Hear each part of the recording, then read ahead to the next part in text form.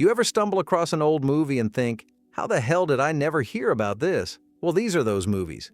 Dolph Lundgren fighting apartheid with a harpoon, Clint Eastwood playing a cop who might be worse than the killer he's hunting. The movie so weird, the studio tried to bury it alive. These are the forgotten movies from the 80s that still absolutely hold up in 2025, and some of them are way better than the hits everyone keeps rewatching. This one's basically Dolph Lundgren playing Soviet Rambo, and I mean that literally. He's a Soviet super soldier sent to Africa to assassinate a rebel leader, but halfway through the mission, he flips sides, starts questioning orders, and just goes full one-man army. The movie checks off every 80s action cliché you can think of. Explosions, slow-motion walkouts, guns that never run out of ammo. It's all here. And yeah, it's dumb, but Lundgren actually pulls it off. Dude looks like a marble statue with arms. Even when the fights feel copy-pasted, his presence still carries it. There's a fire ant torture scene, and then he blows up a tank with a harpoon. It's got that kind of charm. But here's where things get real messy. The movie was secretly funded by the South African apartheid regime. No joke. Producer Jack Abramoff, who later went to prison for lobbying scandals, funneled money from the apartheid government to make the movie as anti-communist propaganda. Next up is Cannon Films' not-so-subtle attempt to rip off Raiders of the Lost Ark, and they didn't even try to hide it. They cranked this out right after Temple of Doom made money, slapped Richard Chamberlain in the lead, and told him to do his best low-budget Indiana Jones impression. Sharon Stone plays the love interest, and even she later called it one of the worst shoots she's ever been on. This movie is nuts. It's half treasure hunting adventure, half cartoon. The jokes are goofy, the tone is all over the place, and the action scenes are so chaotic they almost feel like a parody. It's not good, but somehow it's kind of entertaining in a what the hell were they thinking way. Critics, of course, hated it. Time Out said it felt like a film school parody of a real movie. But despite all that, it made its money back. Barely. Cannon was so confident they shot the sequel, Alan Quatermain and the Lost City of Gold, at the same time to save money, which would have made sense if people liked the first one. They didn't.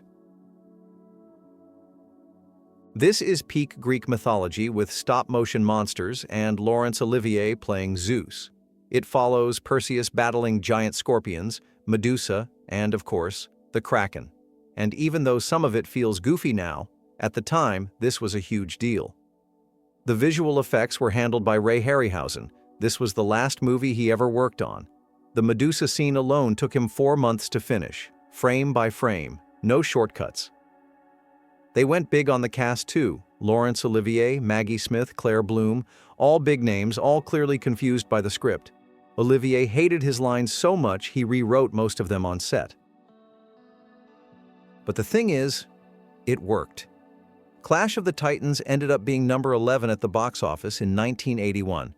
It actually made more money than Chariots of Fire and Escape from New York.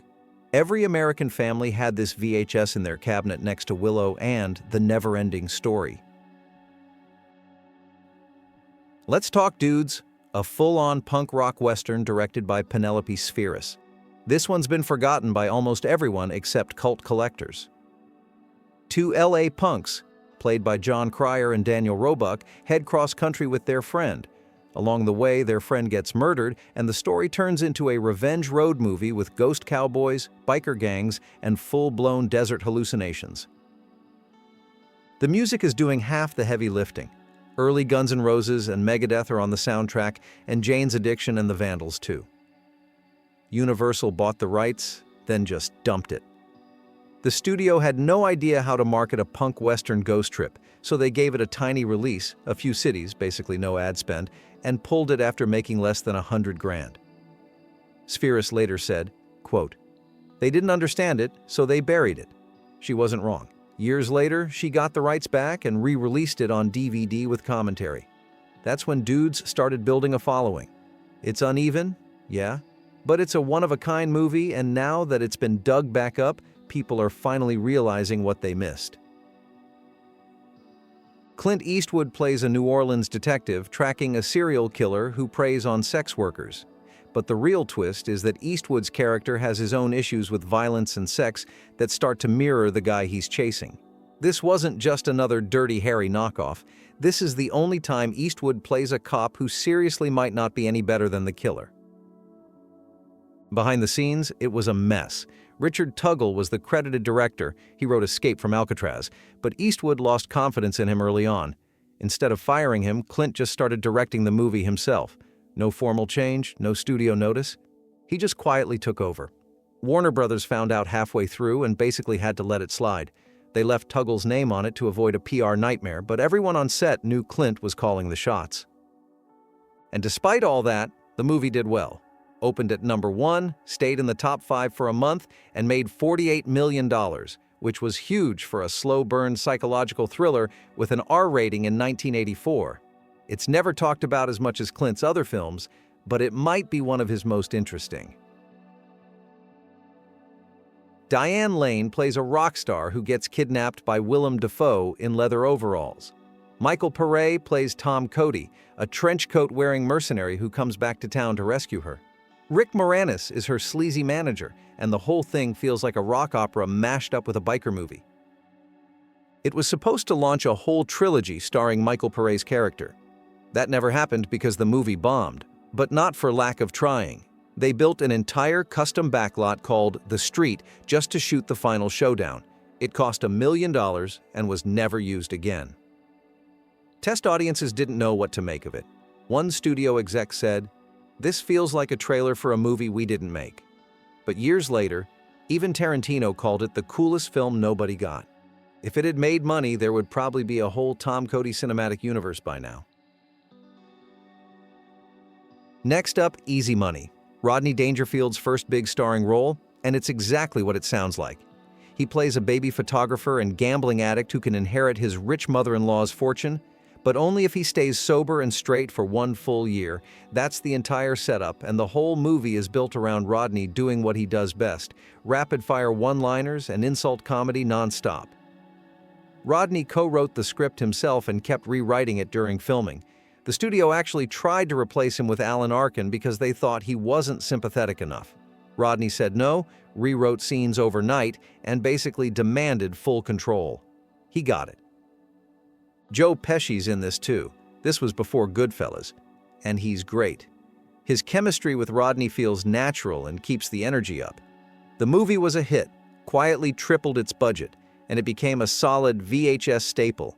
It's not deep, but it's packed with jokes, and it's exactly the kind of 80s comedy that did big numbers because it was built for rewatching. Not the Will Smith one. This is the original Bad Boys, and it's a totally different animal. Sean Penn plays a violent Chicago teen who kills a kid during a robbery and ends up in juvenile prison, where he basically turns into a feral survivor. He makes weapons out of soda cans and soap bars and plans revenge against a rival gang inside. This was the movie that turned Sean Penn from the stoner in Fast Times into a serious actor. He spent time interviewing real juvenile offenders to prep, then refused to rehearse scenes, demanding real reactions from the cast. Director Rick Rosenthal shot the whole thing in an actual juvie facility, using real 18-year-olds and non-actors for supporting roles. It's grimy and incredibly intense, one of the most violent teen dramas of the decade. Blue Thunder is basically RoboCop in a helicopter, and it came out 2 years earlier. Roy Scheider plays a cop and helicopter pilot who discovers that the military is using an experimental chopper, the Blue Thunder, for illegal surveillance and political hits. He starts digging deeper, and things spiral fast. They shot the aerial stuff with real helicopters doing low-altitude stunts over Los Angeles. So low, they violated FAA minimums. One chopper actually clipped a building during a test flight. Columbia covered it up to avoid legal trouble, and somehow the movie kept filming. The script started as a political thriller but got reworked with more action. Malcolm McDowell reportedly hated the reshoots and openly made fun of the lines while doing his stunts. Still, it worked.